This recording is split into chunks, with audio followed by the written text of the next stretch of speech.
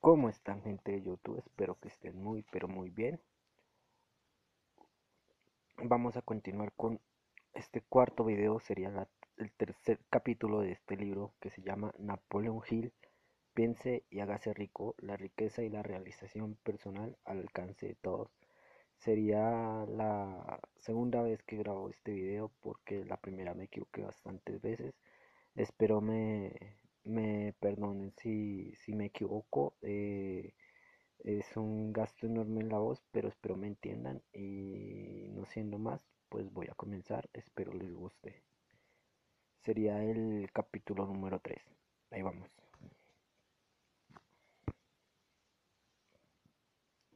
Capítulo número 3.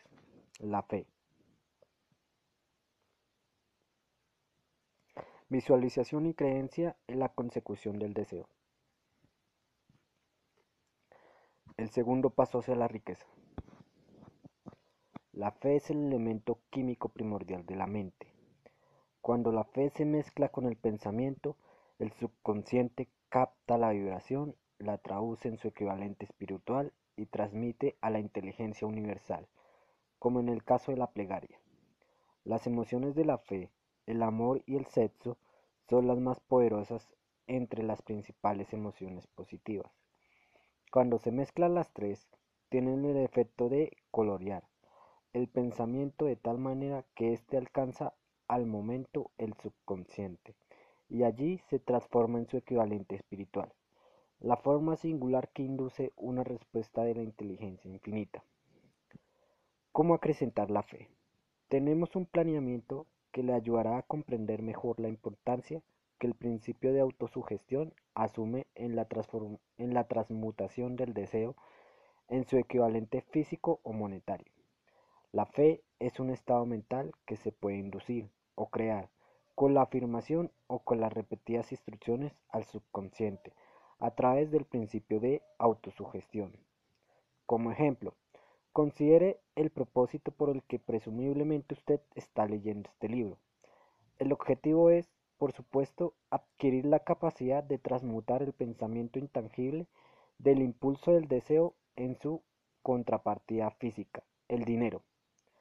Al llevar a cabo las instrucciones descritas en los capítulos sobre autosugestión y el subconsciente, resumidas en el capítulo de la autosugestión, usted puede convencer al subconsciente de que cree que recibirá lo que está pidiendo, y ello actuará en esa creencia, que su subconsciente le devolverá en forma de fe, acompañada de planes precisos para procurar eso que usted desea. La fe es un estado mental que usted puede incrementar a voluntad.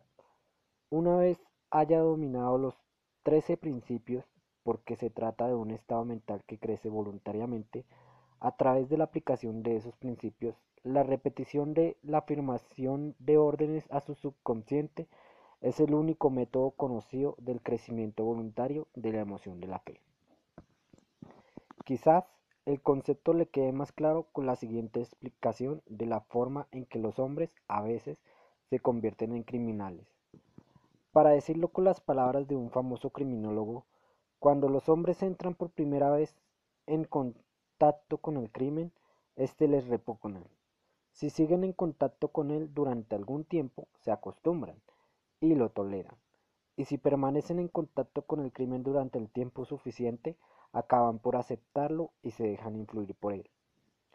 Es el equivalente de decir que cualquier impulso de pensamiento que sea repetidamente causado hacia el subconsciente resulta aceptado e influye en el subconsciente, que proceda a traducir ese impulso en su equivalente físico por el procedimiento más práctico que haya disponible.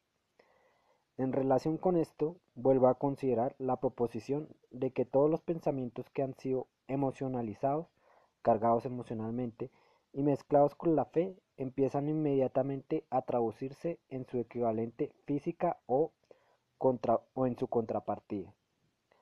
Las emociones o la porción sentimental de los pensamientos son los factores que dan vitalidad y acción a estos. Mezcladas con cualquier impulso de pensamiento, las emociones de la fe, el amor y el sexo le añaden más energía de la que tendría por sí sola. No solo los impulsos de pensamiento que se hayan mezclados con la fe, sino con los que se mezclan con cualquiera de las emociones positivas o de las negativas, pueden alcanzar el subconsciente e influir en él. Nadie está condenado a la mala suerte. A partir de esta afirmación, usted comprenderá que el subconsciente traducirá en su equivalente físico un impulso de pensamiento de naturaleza negativa o destructiva con tanta facilidad como actuaría con pensamientos de naturaleza positiva o constructiva. Esto explica el extraño fenómeno que millones de personas experimentan, denominado infortunio o mala suerte. Hay millones de personas que se creen condenadas a la pobreza y al fracaso, por culpa de alguna fuerza extraña que creen no poder controlar. Ellos son los creadores de su propio infortunio, a causa de esa creencia negativa, que su subconsciente adopta y traduce en su equivalente físico. En su equivalente físico. Es, este es un momento apropiado para sugerirle de nuevo que usted puede beneficiarse transmitiendo a su subconsciente cualquier deseo que quiera traducir en su equivalente físico o monetario. En un estado de esperanza o convicción de que la transmutación tendrá lugar. Su convicción o su fe es el elemento que determina la acción de su subconsciente. No hay nada que impida embaucar a su subconsciente al darle instrucciones a través de la autosugestión, tal como yo engañé al subconsciente de mi hijo. Para llevar a cabo este engaño de manera más realista, cuando se dirija a su subconsciente, compórtese tal como lo haría si ya estuviera en posesión del objeto material que está pidiendo.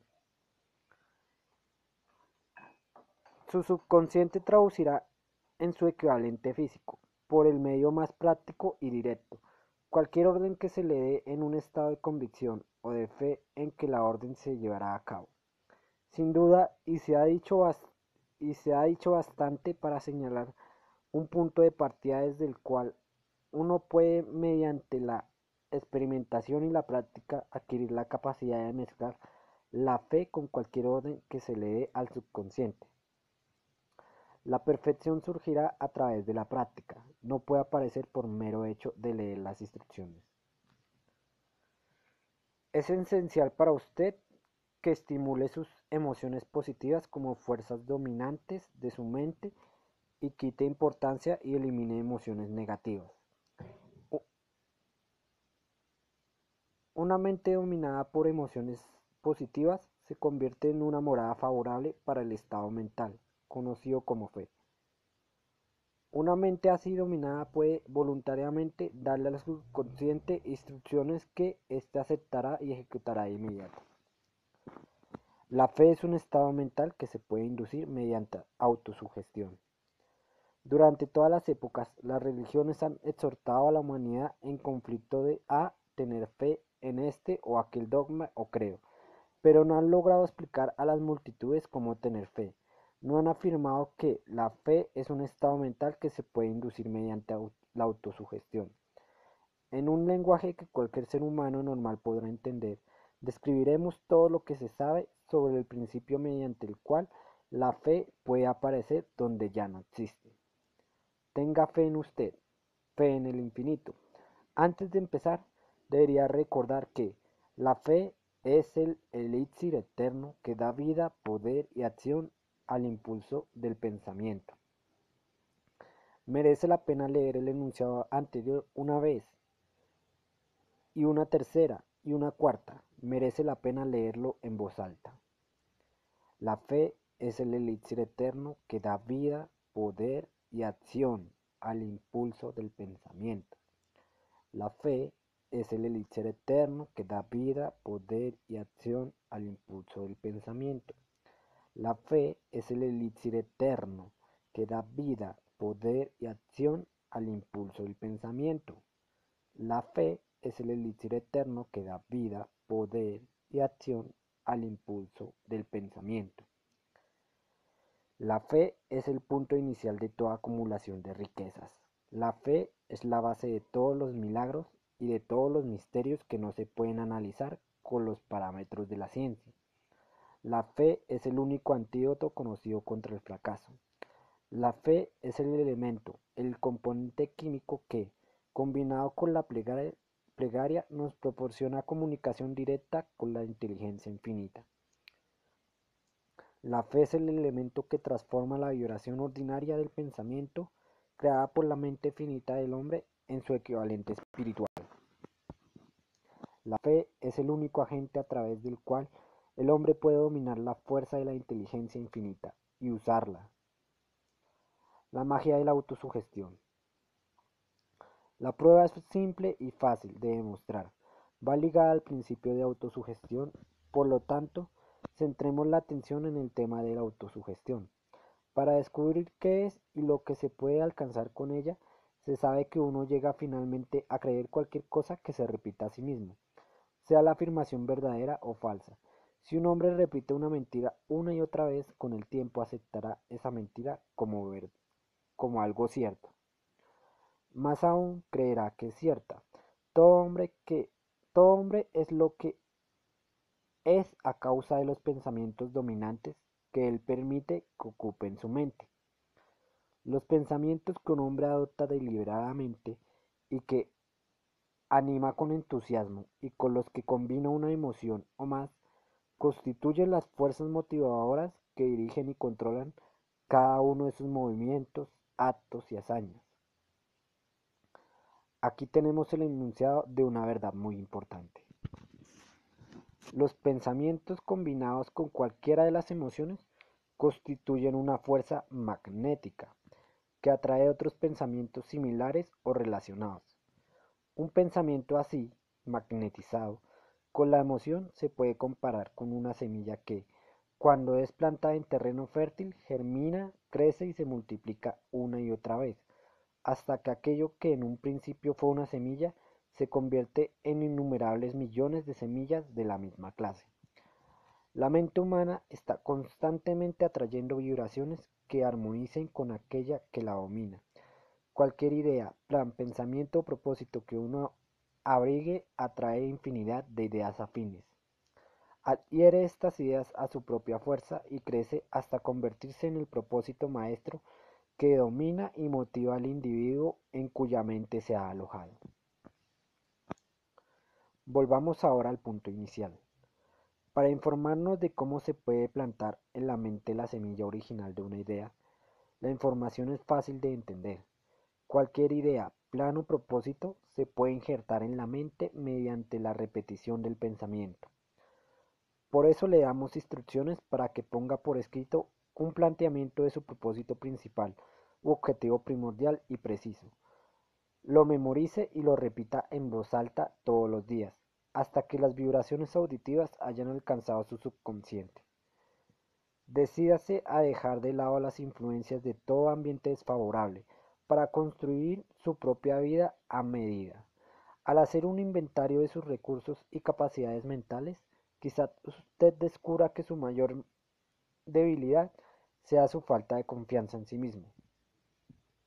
Esta desventaja puede ser superada y la timidez transformada en coraje a través de la ayuda que el principio de la autosugestión proporciona. La aplicación de este principio puede ejecutarse mediante la sencilla enunciación de los impulsos de pensamientos puestos por escrito, memorizados y repetidos hasta que lleguen a formar parte del instrumental del que la facultad inconsciente de su mente disponga. Fórmula de la confianza en uno mismo. Primero, sé que tengo la capacidad de alcanzar el objetivo del propósito definido de mi vida. Por lo tanto, exijo de mí mismo acción perseverante y continua hasta conseguirlo. Y aquí y ahora prometo ejecutar tal acción. Segundo, me doy cuenta de que los pensamientos dominantes de mi mente se reproducen con el paso del tiempo en actos externos y físicos para transformarse en una realidad física. Por lo tanto, concentraré mis pensamientos durante 30 minutos cada día en la tarea de pensar en la persona en que me propongo convertirme, creando de este modo una imagen mental clara. Tercero, Sé que mediante el principio de la autosugestión, cualquier deseo que abrigue con perseverancia buscará expresarse a través de ciertos medios prácticos para obtener el objeto que haya atrás de él. Por lo tanto, dedicaré 10 minutos cada día a pedirme el incremento de la confianza en mí mismo. Cuarto, he escrito con claridad una descripción del objetivo primordial de mi vida y nunca dejaré de esforzarme hasta que haya conseguido la suficiente confianza en mí mismo para alcanzarlo. Quinto, comprendo con claridad que no hay riqueza ni posición que pueda durar mucho tiempo, a menos que se haya formado sobre la lealtad y la justicia. Por lo tanto, no me comprometeré en ninguna transacción que no se haya formado sobre la lealtad y la justicia, que no me beneficie y que no beneficie a todos a los, a los que afecte. Tendré éxito atrayendo hacia mí las fuerzas que deseo emplear y la cooperación de otras personas. Induciré a otros a servirme, por obra de mi disposición de servir a otros, porque sé que una actitud negativa hacia los demás nunca me dará el éxito. Haré que los demás crean en mí, porque yo creeré en ellos y en mí mismo. Firmaré esta fórmula con mi nombre, la memorizaré y la repetiré en voz alta, una vez cada día, con la fe absoluta de que influirá gradualmente en mis pensamientos y mis actos, para que yo me convierta en una persona que confía en sí misma y que goza del privilegio del éxito. Tras esta fórmula, hay una ley de la naturaleza que ningún hombre ha sido todavía capaz de explicar. El nombre por el que dicha ley se conoce tiene poca importancia. Lo que importa de ella es que funciona.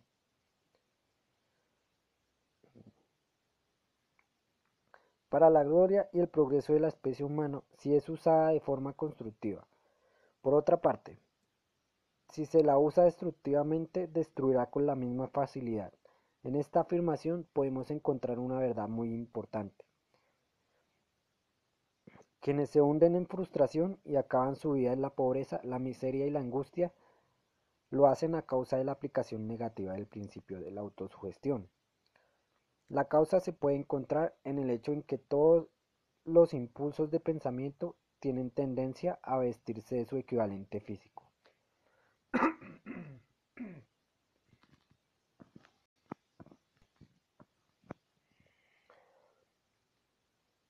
El desastre del pensamiento negativo. El subconsciente no distingue entre impulsos de pensamientos positivos o negativos. Trabaja con el material que le suministramos, a través de nuestros impulsos de pensamiento. El subconsciente traducirá en algo real un pensamiento regido por el miedo con tanta facilidad como transformaría en realidad un pensamiento regido por el coraje o por la fe. Tal como la electricidad hace girar las ruedas de la industria y rinde servicios útiles si se la emplea correctamente, o acaba con la vida si se hace mal uso de ella, así es la ley de la autosugestión. Nos conducirá a la paz y a la prosperidad, o nos arrastrará hacia el valle de la miseria, el fracaso y la muerte, de acuerdo con el grado de comprensión y aplicación que tengamos de ella. Si uno se llena la cabeza de miedos, dudas y desconfianza en su capacidad para conectar y usar la fuerza de la inteligencia infinita, la ley de la autosugestión adoptará ese espíritu de desconfianza y lo usará como patrón mediante el cual el subconsciente lo traducirá en su equivalente físico. Así como el viento arrastra una nave hacia el este y otra hacia el oeste, usted será elevado o hundido por la ley de la autosugestión, de acuerdo con la manera en que usted oriente las velas de su pensamiento. La ley de la autosugestión, que puede elevar a cualquier persona a niveles asombrosos de realización, queda bien descrita en los siguientes versos. Si piensas que estás vencido, lo estás. Si piensas que no te atreves, así es. Si te gusta ganar, pero piensas que no puedes, es casi seguro no ganarás. Si piensas que perderás, estás perdido. Pues el mundo nos enseña que el éxito empieza en la voluntad del hombre. Todo está en el estado de ánimo. Si piensas que eres superior, lo eres. Has tenido que pensar alto para ascender. Has tenido que estar seguro de ti mismo antes de ganar ningún premio. Las batallas de la vida no siempre favorecen al hombre más fuerte o al más rápido, pero tarde o temprano el hombre que gana es el hombre que piensa que puede, en mayúsculas. Observe las palabras que se han destacado y captará el profundo significado que el poeta expresa. Piensa que puede. ¿Qué genio yace dormido en su cerebro? En algún rincón de su carácter está latente, dormida, la semilla de la realización, que si germinara y se pusieran en acción, lo elevaría a niveles que tal vez usted nunca soñó alcanzar. Así como un virtuoso puede arrancar las melodías más hermosas de las cuerdas de su violín, usted puede despertar al genio que yace dormido en su mente y hacer que lo conduzca hacia arriba, hacia cualquier objetivo que desee alcanzar. Abraham Lincoln fue un fracasado en todo lo que intentó, hasta después de haber alcanzado los 40 años. Fue un don nadie de ninguna parte, hasta que una gran experiencia entró en su vida y despertó al genio dormido que había en su corazón y en su cerebro, para darle al mundo uno de los hombres realmente grandes. Esa experiencia estaba combinada con las emociones de la aflicción y el amor. Le aconteció a través de Anne Rutledge, la única mujer a quien él amó realmente. Es sabido que la emoción del amor está ligada al estado de ánimo conocido como la fe, y esto se debe a que el amor se aproxima mucho a traducir los impulsos de pensamientos propio en su equivalente espiritual. Mm. Durante su labor de investigación, el autor ha descubierto a partir del análisis de la vida y obra y realizaciones de centenares de hombres y de posiciones destacadas que detrás de casi cada uno de ellos existía la influencia del amor de una mujer. Si quiere pruebas del poder de la fe, examine las realizaciones de los hombres y mujeres que se han valido de ella. Jesús el Nazareno encabeza la lista. La base de la cristiandad es la fe, con independencia de cuántas personas hayan falseado o malinterpretado el significado de esa gran fuerza. La esencia de las enseñanzas y de las realizaciones de Cristo, que pueden haberse interpretado como milagros, son nada más y nada menos que fe. Si hay fenómenos milagrosos, se producen solo a través del estado mental conocido como la fe. Consideremos el poder de la fe, tal como nos lo mostró un hombre bien conocido por toda la humanidad, el Mahatma Gandhi, de la India. En este hombre, el mundo tuvo uno de los ejemplos más sorprendentes de las posibilidades de la fe que conozca la humanidad.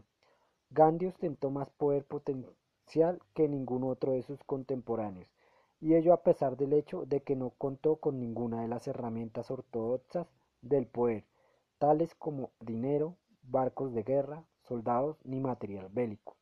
Gandhi no tenía ni dinero, ni casa, ni siquiera ropas, pero tenía poder. ¿Cómo lo obtuvo? Lo creó a partir de su comprensión del principio de la fe y mediante su capacidad para trasplantar esa fe al espíritu de 200 millones de personas. Gandhi consiguió la sorprendente proeza de influir en 200 millones de mentes para formar un conglomerado humano que se, que se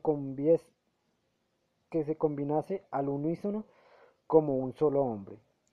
¿Qué otra fuerza de este mundo, aparte de la fe, puede lograr tanto?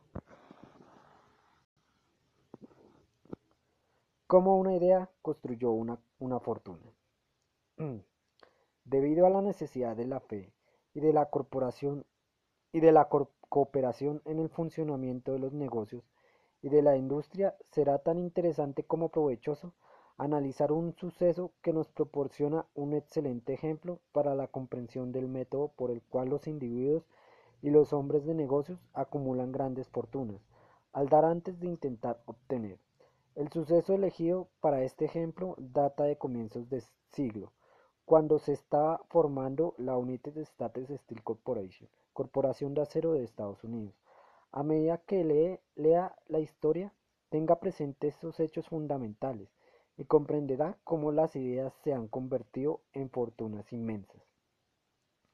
Si usted es de los que se han preguntado a menudo cómo se han acumulado las grandes fortunas, esta historia de la creación de la United States Steel Corporation le resultará esclarecedora. Si tiene alguna duda de que los hombres pueden pensar y hacerse ricos, esta historia disipará esa duda, porque usted podrá ver con claridad en la historia de la United States Steel Corporation la aplicación de una porción importante de los principios que se describen en este libro.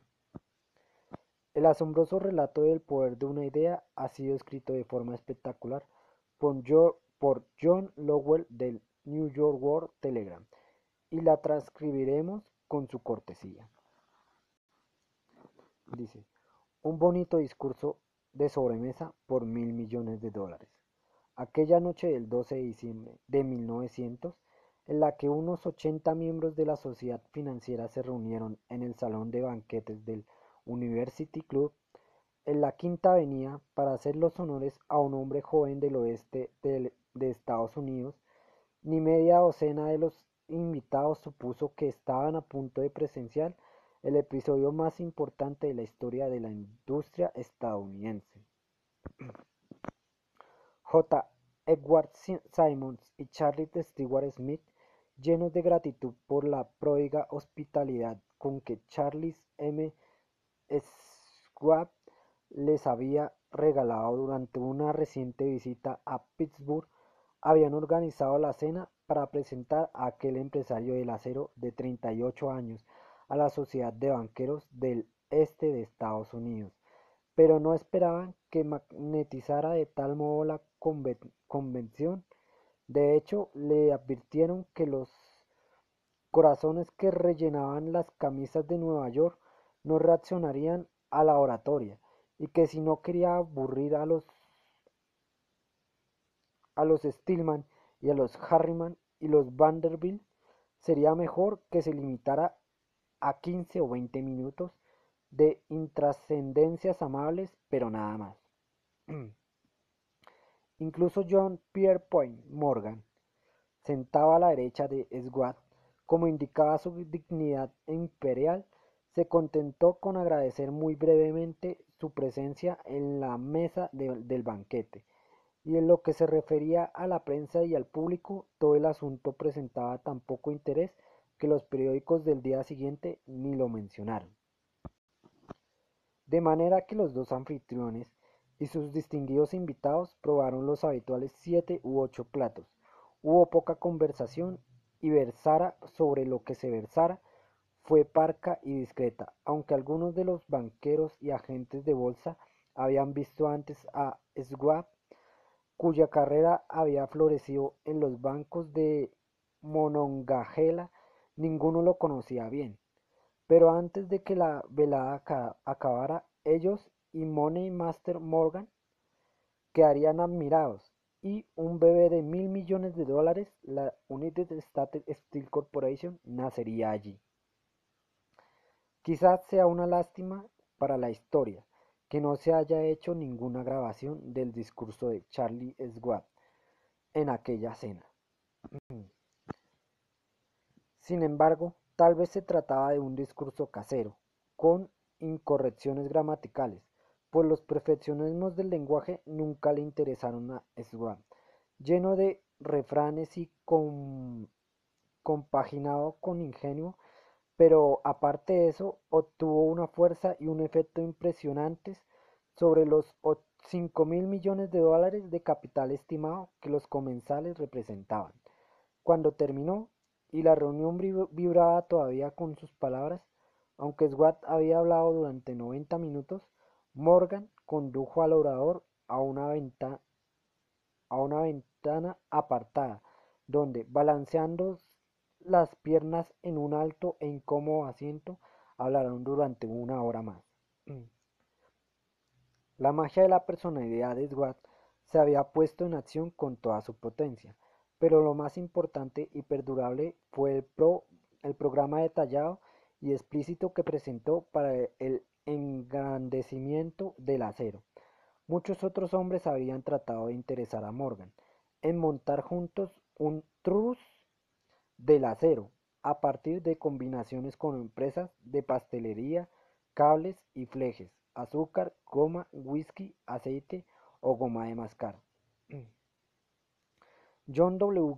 Gates, el apostador, lo había urgido a hacerlo, pero Morgan no había confiado en él. Los hermanos Moore, Bill y Jim, mayoristas de Chicago, que habían fusionado una fosforera y una corporación de galletitas, habían tratado de convencerlo, fracasando en su intento. Herbert H. Gary, el sacrosanto abogado del Estado, quiso atraerlo a su terreno, mas no llegó a ser lo bastante grande como para impresionarlo, hasta que la elocuencia de Edward elevó a J. P. Morgan a las alturas desde donde pudo visualizar los sólidos resultados del proyecto financiero más atrevido que se hubiera concebido nunca. La idea era considerada un delirante sueño de especuladores ingenuos. El magnetismo financiero que, hace una generación, empezó a atraer a miles de compañías pequeñas y a veces ineficazmente dirigidas a combinaciones más grandes y competitivas, se ha vuelto operativo en el mundo del acero, gracias a los artilugios de aquel jovial pirata de los negocios, John W. Gates. Este había creado la Federal Steel Company, pero al lado del gigantesco trust vertical de Andrew Carnegie, dirigido por sus 53 accionistas, esas otras combinaciones resultaban insignificantes. Podían combinarse como mejor les pareciese, pero ni todas juntas harían mella en la organización de Carnegie, y Morgan lo sabía. El viejo escocés, excéntrico, también lo sabía. Desde las majestuosas alturas de Esquivo Castle había visto primero divertido y luego con resentimiento los intentos de las pequeñas compañías de Morgan entremetiéndose en sus negocios. Cuando esos intentos se tomaron demasiado importantes, el mal genio de Carnegie se convirtió en ira y en deseos de venganza. Decidió duplicar cada fábrica suya por cada una que sus rivales poseyeran. Hasta entonces no había tenido interés en cables, tubos, flejes ni planchas. En cambio se contentaba con venderle el acero en bruto a esas compañías y las dejaba que trabajaran en la especialización que quisieran. Ahora con Swat como jefe y lugarteniente capaz, planeaba arrinconar a sus enemigos contra la pared. Así fue como Morgan vio la solución a su problema de combinaciones en el discurso de Charles M. Schwab, un trust sin Carnegie. El gigante no sería ningún trust, sino un pastel de ciruelas sin ciruelas. El discurso de Schwab de aquella noche del 12 de diciembre de 1900 aportó la sugerencia que la solicitud de que el vasto imperio Carnegie podía llegar a estar bajo la sombra de Morgan. Habló del futuro mundial del acero, de la reorganización en aras de la eficiencia de especialización, de deshacerse de compañías improductivas, de la concentración del esfuerzo en las propiedades florecientes de ahorros en el tráfico de mineral bruto, de ahorros en los departamentos directivos y administrativos, de captar mercados extranjeros. Más que todo eso, les dijo a los bucaneros que había entre ellos donde estaban los errores de su piratería habitual. Sus propósitos, suponía él, habían sido crear monopolios, aumentar los precios y pagarse a sí mismos dividendos exagerados más allá de todo privilegio. Con su estilo campechano, Swat condenó ese sistema. La estrechez de miras de semejante política, dijo a su auditorio, reside en el hecho de que restringía el mercado en un momento en el que todo pugnaba por la expansión, abaratando el coste del acero. Explicó, se crearía un mercado expansivo, se idearían más usos para el acero y se captaría una parte considerable del mundo de la industria. En realidad, aunque él no lo supiese, Swat era un apóstol de la moderna fabricación en serie. Así acabó la cena en el University Club. Morgan se fue a su casa para pensar en las predicciones del progreso de Schwab. Schwab regresó a Pittsburgh a dirigir el negocio siderúrgico para W. Andrew Carnegie, mientras Gary y todos los demás volvían a sus teletipos para especular anticipándose al próximo movimiento. No tardó mucho en suceder. A Morgan le llevó más o menos una semana digerir el festín de razonamientos de Schwab. Le había puesto delante, cuando se aseguró que no iba a sufrir ninguna indigestión financiera. Llamó a Schwab y se encontró con un hombre bastante reticente. Al señor Carnegie, le dijo Schwab, quizás no le alegrará mucho descubrir el presidente de su conglomerado de empresas. Había estado coqueteando con el emperador de Wall Street, el barrio que Carnegie había resuelto no pisar jamás.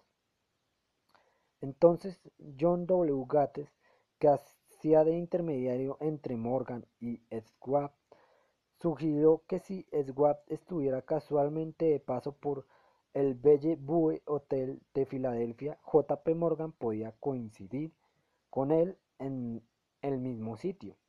Sin embargo, cuando Schwab llegó, Morgan se hallaba enfermo en su casa de Nueva York y, y presionado por el hombre mayor. Schwab viajó a Nueva York y se presentó ante la puerta de la biblioteca del financiero. En la actualidad, cientos de historias de la economía han expresado la sospecha de que esta historia, desde el principio al fin, fue planeada por Andrew Carnegie, que la cena en honor a Schwab, el célebre discurso, la reunión del domingo por la noche entre Schwab y el rey del dinero fueron sucesos que el sagaz escocés había preparado de antemano. La verdad es precisamente todo lo contrario.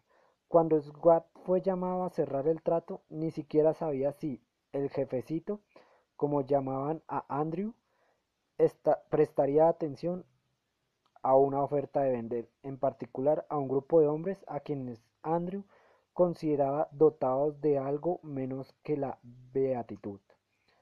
Pero Schwab acudió a la reunión con 6 hojas escritas de su puño y letra, llenas de datos que, según él, representaban el valor físico y potencial de rendimiento de cada compañía metalúrgica que él consideraba una estrella esencial en el nuevo firmamento del metal. 4 hombres sopesaron esos esquemas durante toda la noche.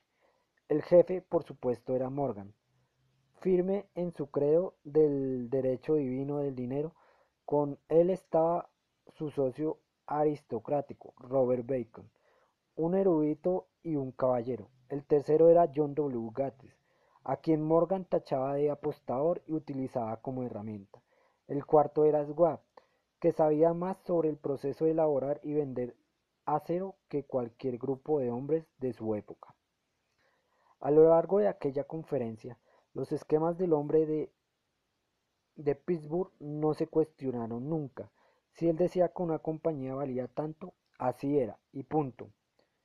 También insistió en incluir en la combinación solo las empresas que él tenía nominadas. Había concebido una corporación sin dobleces, donde ni siquiera quedaba lugar para satisfacer la codicia de amigos que deseaban descargar sus compañías sobre los anchos hombros de Morgan. Al amanecer, Morgan se puso de pie y se desperezó. Solo quedaba un asunto pendiente. ¿Cree que puede persuadir a Andrew Carnegie de vender?, preguntó. Puedo intentarlo, repuso Schwab. Si usted consigue que venda, me comprometo en todo este asunto, aseguró Morgan. Hasta allí todo iba bien. Pero, ¿vendería Carnegie? ¿Cuánto pediría? Schwab pensaba en unos 320 millones de dólares. ¿Cómo se efectuaría el pago? ¿En acciones ordinarias o preferentes? ¿En bonos? ¿En efectivo? Nadie podía reunir 320 millones de dólares en efectivo. En enero acudieron a un partido de golf helados prados de St. Andrews en Winchester. Andrew envolvió el jersey bien abrigado, y Charlie, conversando de trivialidades para ejercitar el buen humor, pero no se pronunció ni una sola palabra sobre negocios hasta que la pareja se sintió en la cálida sala de la cabaña que Carnegie poseía cerca de allí. Entonces, con el mismo poder de convicción que había hipnotizado a 80 millonarios en el University Club, Schwab dejó caer rutilantes promesas de retiro y comodidad de los innumerables millones que satisfarían los caprichos sociales del viejo escocés. Carnegie estuvo de acuerdo. Escribió algo en un trozo de papel y dijo: «Muy bien, venderemos por este precio». La cifra era de unos 400 millones de dólares y surgió a partir de los 320 de Schwab había previsto como precio básico, añadiéndole 80 millones para recuperar el valor aumentado sobre el capital previsto durante los últimos 2 años. Más tarde, en la cubierta de un transatlántico, el escocés le decía arrepentido a Morgan: «Ojalá te hubiera pedido 100 millones más. Si me los hubieras pedido, te los hubiera dado», le respondió Morgan amable. Hubo cierto alboroto, por supuesto. Un corresponsal británico envió un cable diciendo que el mundo del acero extranjero estaba aterrado ante, ante la gigantesca corporación. El presidente Hadley de Yale declaró que, a menos que se regulasen los trusts, el país tendría un emperador en Washington durante los próximos 25 años. Pero ese hábil agente de bolsa que Keynes era se aplicó a su trabajo de impulsar tan vigorosamente las nuevas acciones hacia el público que todo el exceso de liquidez estimado por algunos en cerca de 600 millones de dólares fue absorbido en un abrir y cerrar de ojos, de manera que Carnegie obtuvo sus millones, el sindicato de Morgan consiguió 62 millones por todos sus problemas y todos los muchachos desde Gates a Gary también ganaron sus millones. Schwab, de 38 años, obtuvo su recompensa. Fue nombrado presidente de la nueva corporación y ostentó el cargo hasta 1930. La riqueza empieza con una idea. La impresionante historia del gran negocio que usted acaba de leer es un ejemplo perfecto del método por el cual el deseo puede transmutarse en su equivalente físico. Esa gigantesca organización se creó en la imaginación de un hombre. El plan por el que le proporcionaban a la organización homos de acero que aportaba su estabilidad financiera se creó en la mente de la misma persona. Su fe, su deseo, su imaginación, su perseverancia fueron los verdaderos ingredientes esenciales que conformaron la United States Steel Corporation. Los homos y los equipos mecánicos adquiridos por la empresa después de haber surgido a la existencia legal fueron incidentales, pero un análisis cuidadoso revela el hecho de que el valor aumentado de las propiedades adquiridas por la corporación se incrementó en unos 600 millones de dólares por la mera transacción que los consolidaba bajo una misma gerencia.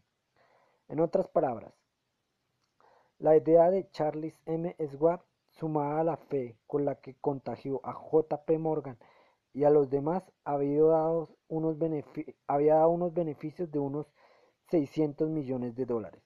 No es una suma insignificante por una sola idea. La United States Steel Corporation prosperó hasta convertirse en una de las empresas más ricas y poderosas de Estados Unidos, dando empleo a miles de personas, desarrollando nuevas aplicaciones para el acero y abriendo nuevos mercados, demostrando de ese modo que los 600 millones de beneficio que la idea de Schwab produjo estaban bien merecidos. La riqueza empieza a partir de una idea. La cantidad está limitada solo por la persona en cuya mente esa idea se pone en movimiento.